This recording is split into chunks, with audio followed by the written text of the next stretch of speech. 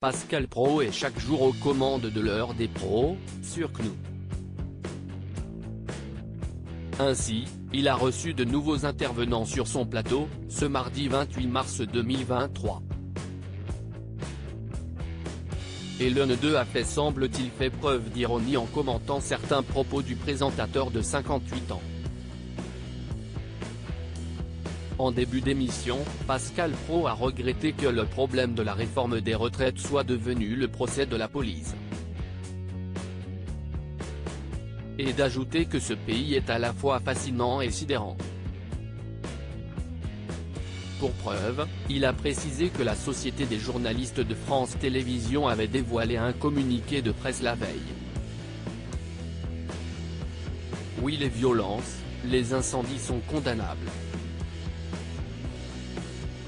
Oui, la réponse disproportionnée des forces de l'ordre est condamnable, a-t-il lu en direct à l'antenne.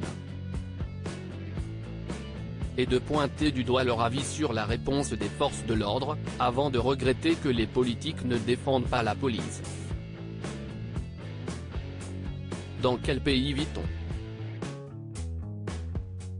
Les gendarmes réagissent à hauteur de ce qu'il se passe, s'est-il indigné avant de plaindre les policiers d'être attaqués dans les médias. Pascal Praud, un invité, le compagnon de Catherine, a vite précisé qu'il n'avait rien contre France Télévisions, qu'il essaie juste de décrypter.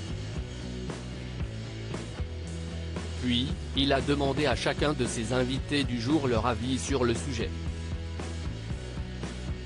Un peu plus tard dans l'émission, après un retour publicitaire, Pascal Praud est revenu sur le communiqué de la Société des journalistes de France Télévisions qu'il a qualifié d'œuvre d'art. Je n'aille pas citer cette phrase formidable. Hurlant avec les loups des chaînes d'infos en continu, nos éditions premium n'ont même pas évoqué la charge des forces de l'ordre à Paris sur le carré de tête où se trouvait l'intersyndicale. Les loups, si estiment. Écoutez, qu'ils restent à France Télévisions et France 3, il n'y a pas de souci, a-t-il déclaré.